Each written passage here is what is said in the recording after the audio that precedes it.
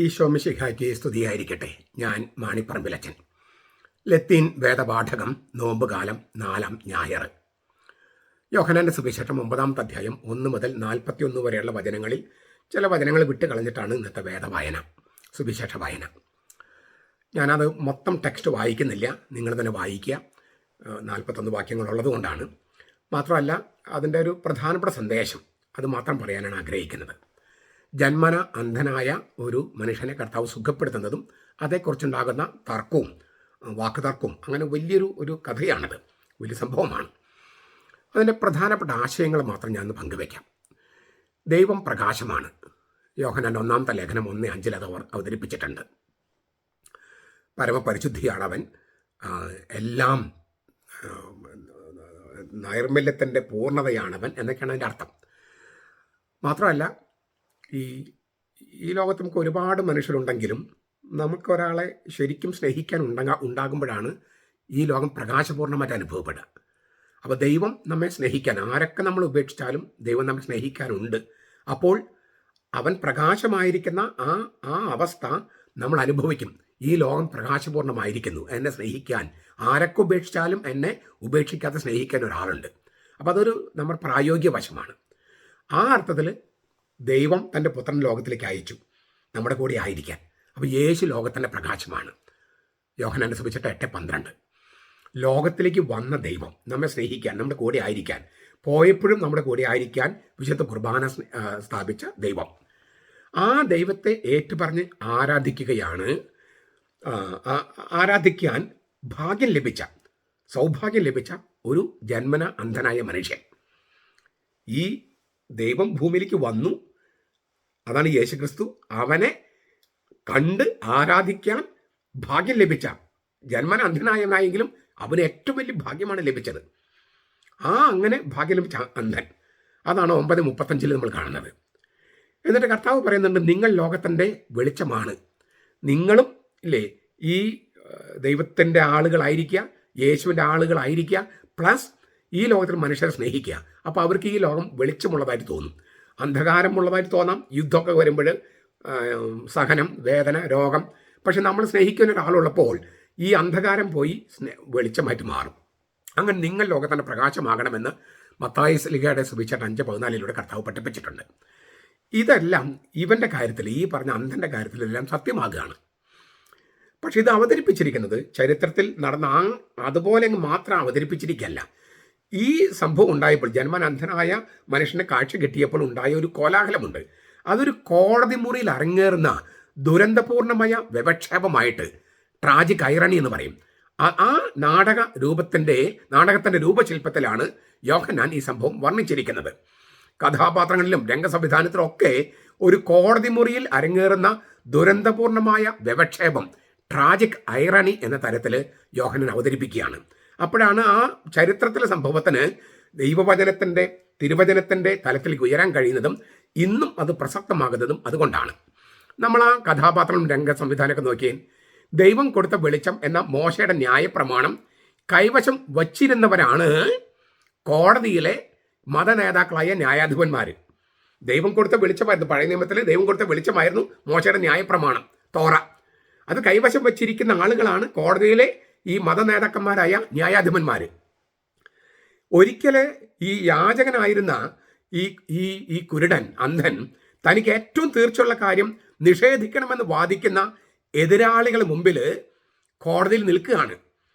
അതായത് തനിക്ക് സൗഖ്യം നൽകിയത് യേശുവാണ്, അത് ഏറ്റവും തീർച്ചയുള്ള കാര്യമാണ്, അത് നിഷേധിക്കണമെന്നാണ് എന്ന് വാദിക്കുന്ന എതിരാളികളുടെ മുമ്പിൽ കോടതിയിൽ പ്രതിക്കൂട്ടിൽ നിൽക്കുകയാണ് ഈ കുരുടൻ. മുൻപ് യാചകനായിരുന്നു, അന്ധനായിരുന്നു. ആ കുരുടൻ ഇപ്പൊ പ്രതിക്കൂട്ടിൽ നിൽക്കുക. പബ്ലിക് പ്രോസിക്യൂട്ടർമാരും പിന്നെ ജഡ്ജിമാരും അവന് വിചാരണ ചെയ്യുന്നു. വാസ്തവത്തിൽ ഈ അന്ധനെ, കുരുടനെ വിചാരണ ചെയ്യുമ്പോൾ യേശുവാണ് വിചാരണ നേരിടുന്നത്. അപ്പൊ ശരിക്കുള്ള പ്രതി ആരാണ്? ശരിക്കുള്ള പ്രതി യേശുവാണ്. രോഗശാന്തി കിട്ടിയ കുരുടൻ പ്രതിയായ യേശുവിൻ്റെ ഒരു പ്രോക്സി, ഒരു സബ്സ്റ്റിറ്റ്യൂട്ട് മാത്രമാണ്. ഈ യവനികയ്ക്ക് പുറകില്, തിരശ്ശീലയ്ക്ക് പുറകില് യേശുവാണ് പ്രതിക്കൂട്ടിൽ നിൽക്കുന്നത്. അവൻ്റെ അസാന്നിധ്യത്തിൽ അവൻ വിചാരണ ചെയ്യപ്പെടുകയാണ്. ഈ യേശു കോടതിയിൽ പ്രതിയായിട്ട് നിൽക്കുന്ന കുരുടൻ്റെ കുരുടനെ ചോദ്യം ചെയ്യുമ്പോൾ ശരിക്കും ചോദ്യം ചെയ്യപ്പെടുന്നത് യേശുവാണ്. അപ്പൊ യേശുവിന്റെ അസാന്നിധ്യത്തിൽ ആ കോടതി മുറിയിൽ വെച്ച് യേശു വിചാരണ ചെയ്യപ്പെടുകയാണ്. യേശുവിൽ നിന്ന് സൗഖ്യം ലഭിച്ച ഈ കുരുടൻ, അവന് കാഴ്ച കിട്ടിയ കുരുടൻ വെളിച്ചത്തിന് അനുകൂലമായി വാദിക്കുന്നു, യേശുവിന് അനുകൂലമായി വാദിക്കുന്നു. തങ്ങളിൽ വെളിച്ചമുണ്ടെന്ന് അവകാശപ്പെട്ട മത നേതാക്കന്മാരും വിധികർത്താക്കളും പ്രോസിക്യൂട്ടർമാരും വക്കീലന്മാരും ഇങ്ങനെ അന്ധതയിൽ നിന്ന് അന്ധതയിലേക്ക് പോയിക്കൊണ്ടിരിക്കുന്നു. ഇല്ലേ, ആദ്യം കുറച്ച് കാഴ്ച ഉണ്ടായിരുന്നു, പിന്നെ തീർത്തും കാഴ്ചയില്ലാണ്ടായി പോകുന്നു. വെളിച്ചമുണ്ടെന്ന് വിചാരിച്ചിരുന്ന ആളുകൾ, അത് മതനേതാക്കന്മാരുണ്ട്, വിധികർത്താക്കളുണ്ട്, പ്രോസിക്യൂട്ടർമാരുണ്ട്, വക്കീലന്മാരുണ്ട്. ഇങ്ങനെയെല്ലാം സംഭവിക്കുമ്പോൾ യവനയ്ക്ക് പുറകിൽ നിൽക്കുന്ന പ്രതിയായ യേശു രംഗത്ത് പ്രവേശിച്ച് വിധികർത്താക്കളായ ഈ മതനേതാക്കന്മാരുടെ മേശകൾ തട്ടിമറിച്ചിട്ട് ലോകത്തെ വിധിക്കാനാണ് താൻ വന്നിരിക്കുന്നതെന്ന് പ്രഖ്യാപിക്കുന്നു. വിധികർത്താക്കൾ പ്രതികളായി മാറുന്നു, മതനേതാക്കന്മാർ പ്രതികളായി മാറുന്നു. പ്രതിയായി മുദ്രകുത്തപ്പെട്ട യേശു ജഡ്ജിയായി മാറുന്നു. പ്രതി തന്നെ പ്രാടിവാകനാകുന്ന നാടകത്തിന് ഒട്ടും പ്രതീക്ഷിക്കാത്ത ഒരു ക്ലൈമാക്സ് ആണ് നമ്മൾ ഇതിൽ കാണുന്നത്. 3 തട്ടുകളിലായിട്ടാണ് ഈ സംഭവം നാടകമായിട്ട് അവതരിപ്പിച്ചതിന് പുറകിൽ യോഹന്നാൻ ഒരു ലക്ഷ്യമുണ്ട്. 3 തട്ടുകളിലായിട്ട് അത് വായിച്ചെടുക്കണം. ഒന്നാമത്തെ തട്ട് എന്ന് പറഞ്ഞാൽ ചരിത്രപരമാണ്. യേശുവിൻ്റെ ജീവിതകാലത്തുണ്ടായ സംഭവ വികാസങ്ങളാണ്, യേശു ജീവിച്ചിരുന്ന സമയത്തുണ്ടായ. പക്ഷേ അത് മാത്രം പോരാ, അത് ഒരു തട്ടാണ്. ഇത് എഴുതപ്പെട്ടത് പിന്നെ കുറേ വർഷങ്ങൾ കഴിഞ്ഞിട്ടാണ്.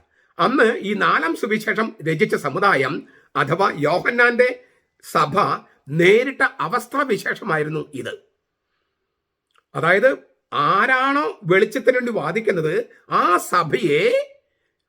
സഭയെ ഈ വിചാരണ ചെയ്യുകയായിരുന്നു അന്നത്തെ മതനേതൃത്വം. യോഹന്നാന്റെ സഭയെ വിചാരണ ചെയ്യുകയായിരുന്നു അന്നത്തെ ക്രൈസ്തവ മതനേതൃത്വം. അതാണ് 2ാമത്തെ തട്ട്. 3ാമത്, ഇന്നത് വായിക്കുന്ന അനുവാചകര്, നമ്മൾ സഹൃദയര്, നമ്മുടെ സഭയുടെ സ്ഥിതിയാണിത്. ക്രിസ്ത്യാനിയുടെ അവസ്ഥയാണ് ജന്മന കുരുടനായ ഈ മനുഷ്യനിലൂടെ ആവിഷ്കരിക്കപ്പെടുന്നത്. ജ്ഞാനസ്നാനത്തിലൂടെ ദൈവത്തിന്റെ വെളിച്ചം ലഭിച്ചവര് ക്രിസ്തുവിനെ ഏറ്റുപറയുകയാണ്, അവന്റെ സഭയോട് ചേർന്ന് നിൽക്കുകയാണ്. എന്നാൽ ലോകവും മത നേതാക്കളും ഈ സാധാരണ ക്രിസ്ത്യാനികളെ വിചാരണ ചെയ്യുന്നു, ചോദ്യം ചെയ്യുന്നു. ലോകം ചോദ്യം ചെയ്യുമ്പോൾ സഭയ്ക്ക് ഉള്ളതിനേക്കാൾ നല്ല വെളിച്ചം ലോകത്തിനുണ്ടെന്നാണ് യുക്തിവാദികളും നിരീശ്വരവാദികളും മറ്റു മതസ്ഥരൊക്കെ പറയുന്നത്. ക്രിസ്തു എന്ന ഏകസത്യ ദൈവത്തെക്കാൾ നല്ല വെളിച്ചം അവർക്കുണ്ടെന്ന്. എന്നാൽ ഈ ക്രിസ്ത്യാനികൾ അങ്ങനെ വിചാരണ ചെയ്ത് പീഡിപ്പിക്കുമ്പോൾ യഥാർത്ഥത്തിൽ വിചാരണ ചെയ്യപ്പെടുന്നതും പീഡിപ്പിക്കപ്പെടുന്നതും ക്രിസ്തുവാണ്. അത് സഭയ്ക്ക് ഉള്ളിലുള്ള മത നേതാക്കളായാലും സഭയ്ക്ക് പുറത്തുള്ള ലോകത്തിന്റെ നേതാക്കളായാലും മറ്റ് നിരീശ്വരന്മാരായാലും മറ്റ് മതങ്ങളുടെ നേതാക്കന്മാരായാലും ഒക്കെ ക്രിസ്തുവാണ് വിചാരണ നേരിടുന്നത്. പ്രതിക്കൂട്ടിൽ നിൽക്കുന്നത് ക്രിസ്തുവാണ്. ക്രിസ്ത്യാനികൾ വിചാരണ ചെയ്യുമ്പോൾ, സഭാമക്കളെ വിചാരണ ചെയ്യുമ്പോൾ, അവരെ പീഡിപ്പിക്കുമ്പോൾ ക്രിസ്തുവാണ് വിചാരണ ചെയ്യപ്പെടുന്നതും പീഡിപ്പിക്കപ്പെടുന്നതും. യഥാർത്ഥ വെളിച്ചത്തിനായി നാം സാധാരണക്കാര് വാദം തുടരുമ്പോൾ യേശു വിധികർത്താക്കളായ മത നേതാക്കന്മാരുടെയും മറ്റുള്ളവരുടെയും മേശകൾ തട്ടിമറിച്ചിട്ട് ലോകത്തെ ഞാൻ വിധിക്കുമെന്ന് പ്രഖ്യാപിക്കുകയാണ്. ലോകത്തിന്, അതുപോലെ തന്നെ ക്രിസ്ത്യാനികളെ പീഡിപ്പിക്കുന്നവർക്ക്, സഭാമക്കളെ പീഡിപ്പിക്കുന്നവർക്ക്, തലപ്പത്തിരുന്ന് അണികളെ പീഡിപ്പിക്കുന്നവർക്ക് ദുരന്തപൂർണമായ അവസ്ഥയുണ്ടാകുമെന്ന്, അതാണ് ഈ ട്രാജിക് ഐറണി, ദുരന്തപൂർണമായ അവസ്ഥയുണ്ടാകുമെന്ന് പ്രഖ്യാപിക്കുകയാണ്. അച്ഛൻ എന്തിനാ എപ്പോഴും മറ്റുള്ളവരെ കുറ്റപ്പെടുത്തണേ എന്നാണ് ചോദിക്കണേ. ഇത് നിങ്ങൾ ഈ കഥയിൽ നിന്ന് നിങ്ങൾ വായിച്ചു നോക്കിയേ. ഇതങ്ങനെയല്ല എഴുതിയിരിക്കുന്നത്. ഈ ഞാൻ പറഞ്ഞതുപോലെയല്ല അവിടെ എഴുതിയിരിക്കുന്നത്. ഇത് വെറും ഒരു രോഗശാന്തിയുടെ കഥയാണോ? തീർച്ചയായിട്ടും രോഗശാന്തിയുടെ സൗഖ്യമുണ്ട്. പക്ഷെ അവിടെ നിന്ന് പോയാൽ ഈ അധ്യായത്തിൽ മുഴുവൻ ചർച്ച ചെയ്യപ്പെടുന്ന ആ വലിയ ദുരന്തം അത് നമ്മൾ കാണണ്ടേ? ഇന്ന് നമ്മുടെ അവസ്ഥയല്ലേ ഇത്? ഈ നോമ്പുകാലത്ത് നമ്മളത് മനസ്സിലാക്കണ്ടേ? ഇങ്ങനെയൊക്കെ പറയുമ്പോൾ അച്ഛൻ മലർന്ന് കിടന്ന് തുപ്പാണെന്ന് പറയുകയാണെങ്കിൽ ഈശോയാണ് ആദ്യം മലർന്ന് കിടന്ന് തുപ്പിയത്. അവനാണ് അന്നത്തെ മതനേതാക്കന്മാരുടെ മേശയെല്ലാം തട്ടിമറിച്ചിട്ട് വിധി പ്രസ്താവിച്ചത്. മാണിപ്പമ്പച്ചനല്ല അത് ചെയ്തത്. ക്രിസ്തു ചെയ്ത കാര്യം പ്രഖ്യാപിക്കുക ചെയ്യുന്നുള്ളൂ ഞാൻ. അതിനാൽ സുവിശേഷ പ്രഘോഷണം, വചന പ്രഘോഷണം എന്ന് പറഞ്ഞാൽ സൗഖ്യം നൽകൽ മാത്രമല്ല, അത് വിശ്വാസത്തിന്റെ പോരാട്ടം മാത്രമല്ല, വചനം ശരിയായി വ്യാഖ്യാനിക്കുന്നതാണ്. ആ വ്യാഖ്യാനം മുറിവേൽപ്പിക്കപ്പെടും. ഇരുവായ് തലവാളാണ് വചനം. പറയുന്നവനെയും കേൾക്കുന്നവനെയും അത് മുറിപ്പെടുത്തും. അപ്പോഴും സൗഖ്യം, ശരിയായ സൗഖ്യം ഉണ്ടാകൂ. ഒരു സർജറിയാണ് വചനപ്രഘോഷണം. വെറുതെ സൗഖ്യം നേടിപ്പോകുന്നതല്ലത്, ഒരു സർജറിയാണ്. നമ്മൾ തിന്മകളെ ചെത്തിക്കളയുകയും മുറിവ് തുന്നിക്കെട്ട് ശരിയാല വൃത്തിയാക്കി ആക്കിയിട്ട് മുറിവ് വെച്ച് കെട്ടുകയും ചെയ്യുന്ന ആ രീതിയാണ് വചനപ്രഘോഷണം. നമ്മളങ്ങനെ കേൾക്കാത്തത് കൊണ്ട് എല്ലാം ഇങ്ങനെ സൂത്തിങ് ആയിട്ട് അല്ലേ, എല്ലാം നല്ലതാന്നൊക്കെ പറഞ്ഞ് കാരുണ്യം സ്നേഹം എന്ന് മാത്രം പറഞ്ഞു പോയി. യഥാർത്ഥ വചനം പ്രഖ്യാപിച്ചിട്ടില്ല, വ്യാഖ്യാനിച്ചിട്ടില്ല. യഥാർത്ഥ വചനമാണ് എഴുതി വെച്ചിരിക്കുന്നത്. അത് സ്നേഹത്തിന്റെ സുവിശേഷം എഴുതിയ യോഹന്നാനാണ് തന്റെ സഭയ്ക്ക് നേരിട്ട ദുര്യോഗം ഈ തരത്തിൽ കൂടി എഴുതിയിരിക്കുന്നത്, 3 തട്ടിൽ വായിക്കണമെന്ന് പറഞ്ഞിരിക്കുന്നത്. അതിനാൽ വചനപ്രഘോഷണത്തിന്റെ ശരിയായ തലങ്ങൾ തിരിച്ചറിയുകയും ഇതിനകത്ത് ഞാനും നിങ്ങളും ഈ മത നേതാക്കന്മാരുടെ കൂട്ടത്തിലാകാം, നമ്മൾ വിധികർത്താക്കളുടെ കൂട്ടത്തിലാകാം, വക്കീലുമാരുടെ കൂട്ടത്തിലാകാം, പ്രതിക്കൂട്ടി നിൽക്കുന്ന ആ കുരുടന്റെ കൂട്ടത്തിലാകാം. എവിടെയാണ് നമ്മൾ നിൽക്കുന്നത് നമ്മൾ ഓരോരുത്തരും ചിന്തിക്കുകയും മാനസാന്തരപ്പെടുകയും വേണം.